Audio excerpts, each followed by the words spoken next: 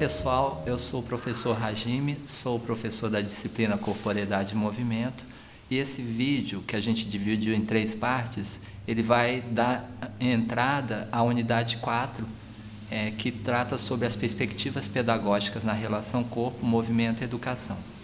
A primeira parte dessa aula, para mim, é importante para posicionar vocês com relação à mudança do mundo do trabalho e à formação humana. A gente parte da ideia que toda a estrutura da corporeidade contemporânea e na escola, ela tem uma relação com as mudanças que acontecem no mundo de uma forma geral. Então, a gente vai trabalhar nesse primeiro vídeo as mudanças do mundo do trabalho.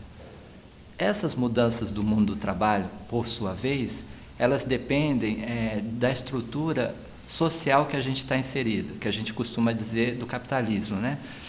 O capitalismo, por sua vez, ele tem em sua natureza uma crise essencial, né, como um componente da sua estrutura, a gente diz componente estrutural. Essa crise, ela acontece de tempos e tempos, e a gente vai estudando na história do capitalismo várias modificações do mundo do trabalho com relação depois que acontecem essas crises. Para o interesse aqui da nossa disciplina, que vai focar o momento contemporâneo, a gente vai partir de uma crise contemporânea, recente, do século XX, da década de 70, uma crise que arrastou assim, vários países, né? E essa crise dos anos 70 acabou fazendo esse movimento que eu estou falando, do reordenamento do mundo do trabalho. Quando se reordena as formas do mundo do trabalho, existe uma sobrevida, né, do capital. Por outro lado, como a crise ele é um componente estruturante, o capitalismo entra novamente em crise. Então, a parte que a gente vai tratar basicamente diz respeito a essa crise da década de 70, o reordenamento do mundo do trabalho, que vai confluir, né, numa outra crise já nos anos 90, que a gente vem vivenciando até hoje, tá certo? Então, assim, de uma forma geral, sem aprofundar muito, porque penso eu que existem outras disciplinas que tratam especificamente dessas questões, se nós percebemos as mudanças contemporâneas no mundo do trabalho, a gente vê 3 grandes fenômenos que coexistem enquanto manifestações, vamos dizer, das mudanças do mundo do trabalho. Um grande fenômeno é a globalização, ou como a gente prefere, a mundialização da economia. Um outro fenômeno é o neoliberalismo e o outro fenômeno é a reestruturação produtiva. Para o interesse de discutir a formação humana, a educação dos nossos tempos, eu selecionei falar um pouquinho do neoliberalismo e da reestruturação produtiva. Só lembrando que não é uma aula sobre neoliberalismo, sobre reestruturação produtiva, é apenas um posicionamento para que a gente possa entender o que está acontecendo hoje com relação à corporeidade na escola e fora da escola. Então, como eu havia dito, a crise da década de 70, ela parte de um modelo de esgotamento de um modelo de Estado anterior, né? Eu estou falando aí de um modelo de Estado que existiu sobretudo nos países da Europa. Esse modelo chama Estado de Bem-Estar Social. O Estado de Bem-Estar Social, ele na verdade já foi um modelo criado para tentar dar uma sobrevida a uma outra crise que o capitalismo sofreu desde a década de 30 do século passado e que foi culminar na Segunda Guerra Mundial. Então, basicamente, depois da Segunda Guerra Mundial, é que com o esgotamento dos modelos sociais e econômicos da Europa pós-guerra, houve a necessidade de se montar um modelo chamado Estado de Bem-Estar Social. Nesse modelo, por conta dos países arrasados pela Segunda Guerra Mundial, ali na Europa, era um modelo que o Estado tentou incluir, vamos dizer, os trabalhadores na economia, né? Porque o processo inflacionário é muito grande naquela época, etc., né? Quer dizer, os trabalhadores não têm acesso aos bens de consumo. Então, o modelo de Estado de Bem-Estar Social foi o Estado colocando alguns benefícios para a classe trabalhadora. Por exemplo, seguro-desemprego, as férias, aposentadoria, né? E, por outro lado, e que nos interessa mais particularmente, os benefícios de ordem social, né, que eram, por exemplo, a educação pública, a saúde pública. Então, o trabalhador, ele de uma certa forma ficava assegurado pelo Estado para poder, vamos dizer, tocar a economia. Não era uma coisa assim no sentido de simplesmente ajudar o trabalhador. Aqui tinha por trás o interesse de fazer a economia andar. Então, há aqui um modelo de estado de bem-estar social que vai vigorar um bom tempo na sociedade capitalista e vai fundar aí uns 50 anos, chamados anos de ouro, que acha-se que o capitalismo vai dar certo, que os trabalhadores, de uma certa forma, vão conseguir, né, ter os bens assegurados, né? Por outro lado, como estou colocando, essa década de 70 confluiu numa crise, né? A gente lembra dessa crise como a crise do petróleo, mas a crise era de ordem estrutural de superprodução. Uma vez dada essa crise, e a gente tem os discursos até hoje, né, que o culpado foi o Estado por ajudar os trabalhadores, que deram muitos direitos para os trabalhadores, foi muita coisa que o trabalhador conquistou. Foi surgindo, já existia uma tese, mas foi surgindo na prática uma política que a gente chama de neoliberalismo. Então, o neoliberalismo, enquanto política, ele foi criado já na década de 40 pelo Hayek. No entanto, a sua consolidação no plano social, ele começa no Chile em 70, mas vai alcançar os países do capitalismo central na década de 80, os países do tipo Alemanha, Inglaterra, que a gente lembra da Margaret Thatcher, os Estados Unidos com Ronald Reagan. Esse avanço do neoliberalismo foi no discurso, como eu estou dizendo, de que as políticas sociais beneficiavam demais os trabalhadores e acabava com o Estado, que o Estado está muito inchado. Então, até hoje, e o Brasil é uma prova disso, né? Até hoje existe um avanço no sentido da retirada, né, dos direitos trabalhistas, direitos sociais. A gente está passando por várias reformas hoje, né, no país, no ano de 2015. E, de um lado, não só os direitos trabalhistas, mas também os direitos, como eu disse, sociais, né? Quer dizer, a educação, que antigamente costumava ser pública, vai começar a sofrer um sucateamento muito grande, né? A saúde, que é pública, ela vai ser jogada para o plano privado, né? Por exemplo, nos Estados Unidos não existe saúde pública, e nós sabemos que a nossa saúde pública ela vai mal, bem mal, né? E a educação, nesse aspecto, a educação para a classe trabalhadora, sobretudo para as camadas populares da classe trabalhadora, é uma educação que cada dia vem sofrendo processos de mais sucateamento.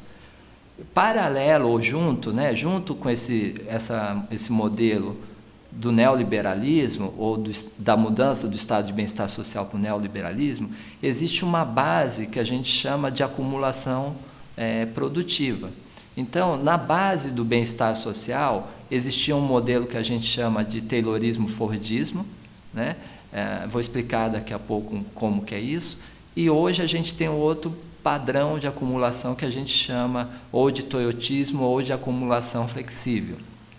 Esses dois padrões de acumulação é importante a gente entender porque eles têm uma certa relação com o processo educacional, né? Porque, como eu estou querendo defender aqui na aula, que as mudanças do mundo do trabalho acabam acarretando mudanças na formação humana, mudanças na educação. A educação, dentro do processo capitalista, tenta conformar a classe trabalhadora para se adequar a essas mudanças.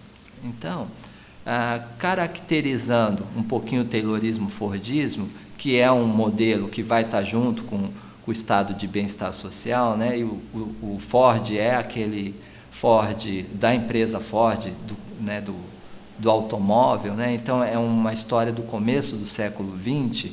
Ele aliou uma teoria da administração científica do Frederick Taylor, né, que chamava Taylorismo, que trabalhava sobre a racionalidade científica, né? Então o que o Ford fez foi uma coisa lá atrás, no século XX, que não era pensada até então, que a ideia dele era produzir automóveis em grande escala, uma produção em massa dos automóveis. Naquele momento do século XX, eram raras as pessoas que tinham automóveis, porque os automóveis eram caros justamente porque eram produzidos em processos artesanais. Então, a ideia do Ford era massificar a produção de carros para que se pudesse socializar a venda de automóveis. Então, ele funda essa empresa dele baseado nesse modelo da produção em massa e que vai ter uma coisa que a gente chama integração vertical. O que seria essa integração vertical? Seria a ideia de que uma empresa ela vai fabricar desde a primeira peça do carro, do primeiro parafuso até o produto final. Por isso que ele é vertical, ele vai subindo.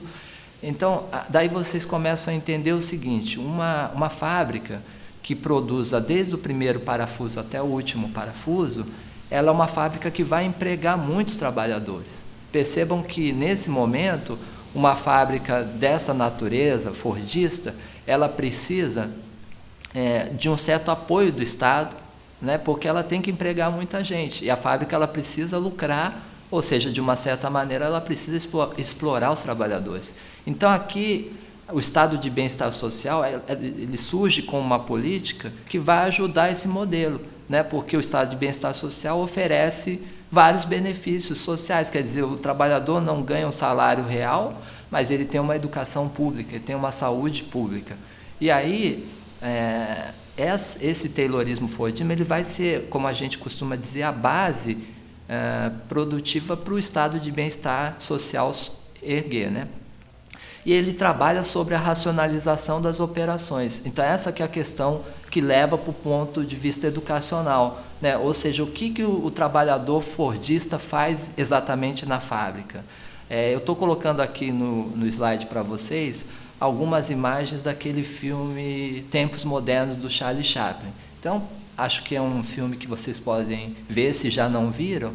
Ele mostra exatamente, porque o Chaplin faz uma crítica ao fordismo, uma planta fordista. Qual é a planta fordista? Os trabalhadores todos ordenados numa esteira, né? Aqui tem uma cena do Chaplin na esteira, e cada trabalhador ele faz uma parcela da tarefa que se faz na linha de montagem. Você divide a linha de montagem em várias tarefas, portanto, o trabalhador, na verdade, ele repete movimentos, né? Então, tem uma parte do filme que acaba o expediente do Chaplin e ele sai fazendo os mesmos movimentos de apertar parafuso, mesmo não estando, né? Mas trabalhando.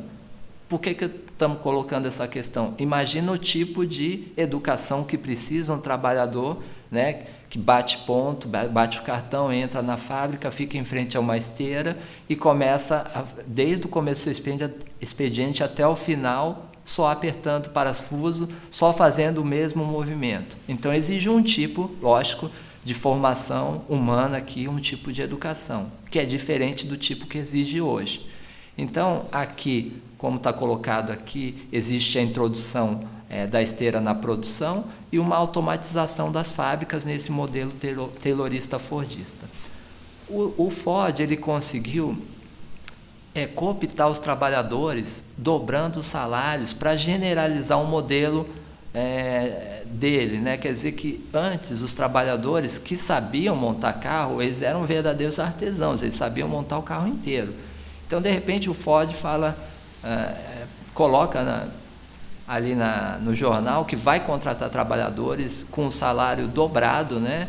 E aí se faz uma fila para pegar um emprego na Ford, e aí o trabalhador, mesmo aquele que montava o carro, ele vai descobrir lá dentro da fábrica que ele não vai mais montar o carro, ele só vai apertar um parafuso. E aquele trabalhador que não sabia montar o carro, ele vai entender que a operação dele realmente ela é bastante simples. Então, esse modelo que começa lá na planta fordista, ele vai se generalizar não só, certo, para várias empresas, né, quer dizer, várias indústrias, etc., mas ele vai ser, na verdade, um estilo de vida social, político e cultural, né? Basta a gente assistir os filmes que retratam a sociedade norte-americana da década de 50, essa década que eu estou chamando, os anos de ouro, né, que é um termo professor Eric Hobsbawm, a gente vai ver sempre aquele modelo, né, do pai de família, que é um operário, e a mãe de família que está em casa, né, cuidando da família, usufruindo, né, vamos dizer, daqueles mecanismos tipo a nova geladeira, né, o lavador de prato. Então, esse estilo de vida ele vai se generalizar para o próprio estilo de vida capitalista dessa época, até que entra a crise da década de 70. Entrando a crise da década de 70, vai começar a se colocar como um empecilho não só o estado de bem-estar social, que está financiando, né? Na verdade, o estado de bem-estar social ele dá, como eu disse, um apoio para os trabalhadores, porém os lucros ficam com os capitalistas, né? Então, grosso modo, o Estado ele acaba falindo. É isso que acontece nos anos 70. Assim como o modelo fordista, taylorista fordista, ele é um modelo, como eu disse, que ele exige um emprego muito grande, um tamanho muito grande da fábrica, e então ele também vai entrando em falência, né? Esses dois modelos acabam falindo juntos com a década de 70. Em troca, vamos dizer, em substituição ao modelo taylorista-fordista, não que o modelo taylorista-fordista tenha sido substituído 100% hoje, ele ainda coexiste, mas hoje a gente vai ter o padrão de acumulação flexível, que é um termo usado por alguns autores, como David Harvey, ou o toyotismo, né? O toyotismo como um padrão que veio sendo implementado pela planta da Toyota. Reparem que, como o neoliberalismo ele é uma política, né, que enxuga gastos, como eu caracterizei, da mesma forma, o toyotismo ele é uma forma de executar o trabalho da forma mais enxugada possível. Então, diferente do fordismo, que tem os grandes estoques, né, porque o problema do grande estoque é que quando entra em crise, aquilo tudo, a mercadoria fica parada, né? O toyotismo contemporâneo, a produção ela vai ser puxada pela demanda e o crescimento ele vai ser feito pelo fluxo. Como que funciona? A fábrica ela vai produzir basicamente o que vai ser consumido. Eu costumo dar o exemplo, né, que quando todo mundo brinca pelo menos eu gosto bastante de brincar disso, de comprar um carro. Aí você entra na internet, pega uma montadora e começa a montar o seu carro. Bota os acessórios que você quer, escolhe a cor, etc. E no final do processo é que ele vai mandar a proposta para uma agência. Se você vai comprar o carro na agência, é a mesma coisa. Ele vai montar, né? O vendedor vai montar contigo o carro e aí ele vai te pedir 1, 2 semanas para o carro chegar. Esse é o ponto de demora entre produzir o veículo e chegar até a concessionária. Demora mais para transportar do que para chegar. Significa dizer que ninguém começa a fazer o carro antes de você pedir. Então, essa produção ela vai ser puxada pela demanda. E aí não é só o carro hoje, né? Toda a administração, a gerência administrativa trabalha com isso.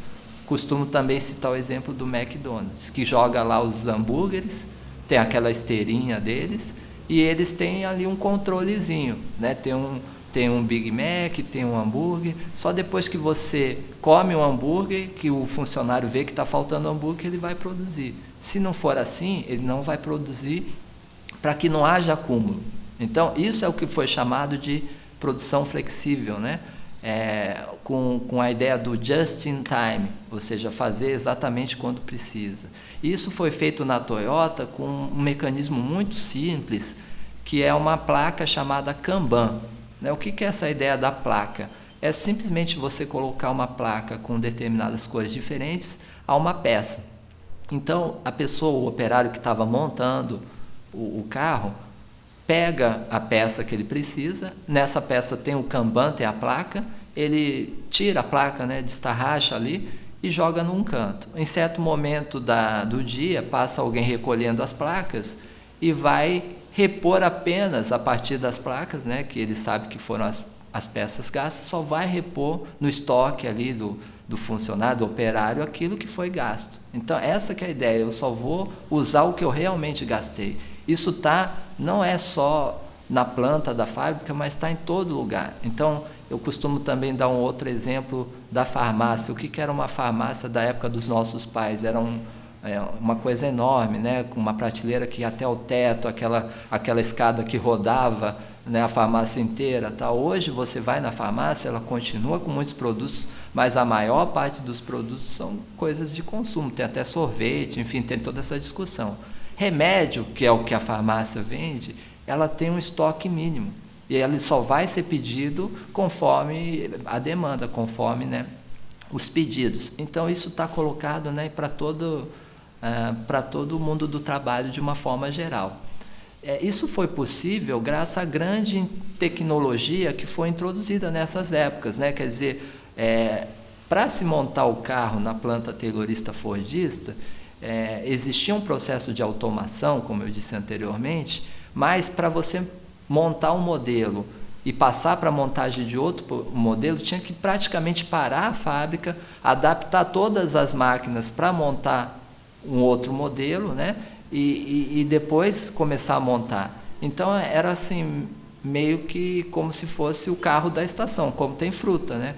Então, vai ter um momento em que vai se produzir o carro esporte, aí depois para e vai fazer outro carro que é mais básico. Hoje, a tecnologia permitiu uma redução muito grande da adaptação das máquinas para poder produzir modelos diferenciados. Então, isso, no mesmo dia, se consegue produzir vários tipos de modelos, né? E aí existe uma coisa que, vamos dizer, é o oposto da empresa taylorista fordista, que é uma integração vertical. A empresa toyotista vai fazer justamente o contrário, vai fazer uma integração horizontal da fábrica. O que é uma integração horizontal? Ela não vai mais produzir desde o primeiro parafuso até o último, né? Por isso que a gente chama de montadora. Na verdade, a montadora, ela pega tudo de outras fábricas, né? Existe uma fábrica de pneu, existe uma fábrica de rádio, eles só pegam as peças e basicamente juntam todas e fazem a montagem. Então, há um processo de terceirização muito grande aqui, né? Um processo de contratação das empresas chamadas satélites, ou elas preferem dizer colaboradoras. Então, o que era vertical, ele vai se tornar horizontal. O núcleo central hoje, né, a fábrica matriz, ela pode chegar a produzir, vamos dizer, tão reduzido que chega a 25% da produção. Ou seja, 75% da coisa que está sendo produzida, da mercadoria, é feito fora dela, né? Então, esse é um componente que vai ter, lógico, né, vocês estão percebendo, uma consequência direta para os trabalhadores, né? Que na planta taylorista fordista você tem aquele emprego massivo e aqui você tem um processo grande, né, de terceirizações, e por isso que a gente vive esse momento de fenômeno aí de desemprego e subemprego, né? E aí, no toyotismo, a gente tem um trabalho também diferente do taylorismo fordismo. No taylorismo fordismo, o trabalhador, ele monta o produto, né? Por isso que ele está ali apertando o parafuso. No toyotismo, a gente vai ter esse processo da maquinaria, né, do avanço tecnológico, praticamente montando todo o produto.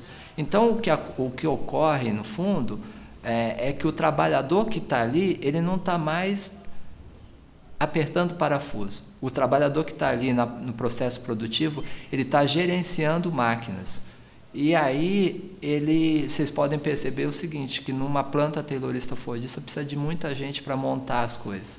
Já para gerenciar máquinas, você precisa muito menos pessoas. Isso tem uma consequência aí dessa questão do desemprego.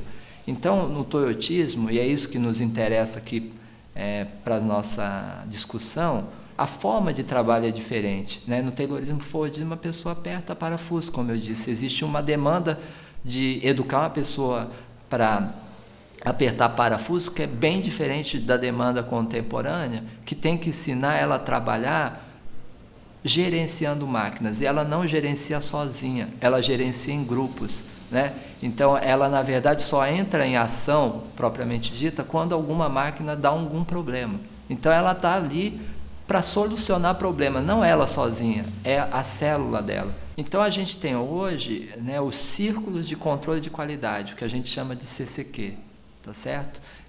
são ciclos que trabalham em equipe, como está colocado aqui, o teamwork. Né? O trabalho coletivo hoje ele vai ser central na planta toyotista. Então, aquelas habilidades que se exigia no Taylorismo Fordismo, elas vão ser modificadas para outras que eles chamam hoje de competências totalmente diferentes, como vocês estão percebendo. E aqui também o toyotismo vai contar com o sindicato colaboracionista. Então, são essas as características do toyotismo que vão acabar, de uma certa maneira, como diz assim, trazendo demandas, né, para a formação humana. Então, como fechando aqui o primeiro vídeo, a gente vai ter essas 3 manifestações da crise para a classe trabalhadora. De um lado, o desemprego em massa, né, a precarização do trabalho como outro processo, né, por conta das terceirizações e tal, e isso tem um resultante da desigualdade e pobreza. Então, esses são fenômenos que têm afetado o mundo contemporâneo, sobretudo para nós da classe trabalhadora.